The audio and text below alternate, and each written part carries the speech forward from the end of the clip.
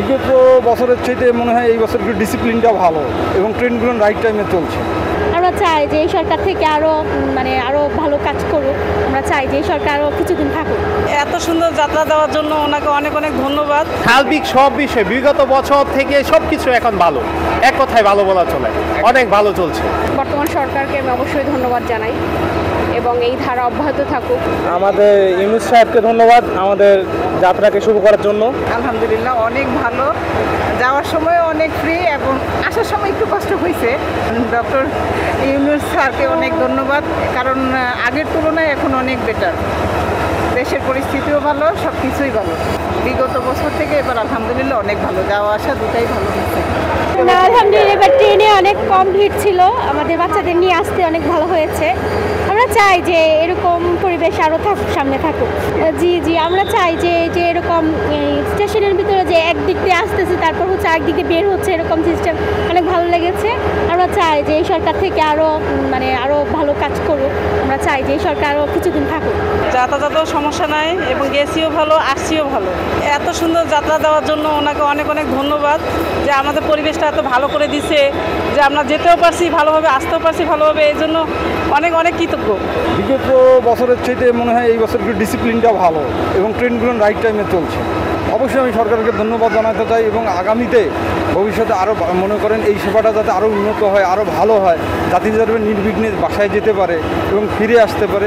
আমি সরকারকে বলবো, কামনা রাখবো যে সরকার যাতে এইরকম নিরবচ্ছিন্ন সেবা আমাদেরকে দিয়ে যায়। সরকারকে তো অবশ্যই ধন্যবাদ, যেহেতু আমাদের বছরে দুটো ঈদ যেটা আমরা ফ্যামিলির সাথে করি, তো সেক্ষেত্রে যদি আমাদের জার্নিটা অনেক স্মুথ হয় সেক্ষেত্রে ডেফিনেটলি সেটা সরকারের অবদান। তো এই জন্য বর্তমান সরকারকে আমি অবশ্যই ধন্যবাদ জানাই এবং এই ধারা অব্যাহত থাকুক, এবং শুধু নট অনলি এই ঈদ জার্নি, সেটা সব ক্ষেত্রেই।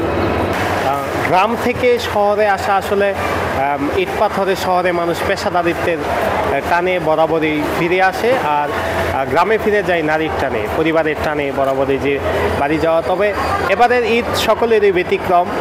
ছাত্র জনতার আন্দোলনে যে একটি দেশ নতুনভাবে গঠিত হয়েছে, নতুনভাবে উপস্থাপন হচ্ছে, বাংলাদেশ নতুনভাবে সংস্কার চলছে, তারই ধারাবাহিকতায় এবারে ঈদ ব্যতিক্রম ছিল এবং খুব আনন্দ কেটেছে পরিবার পরিজনের সদস্যদের নিয়ে।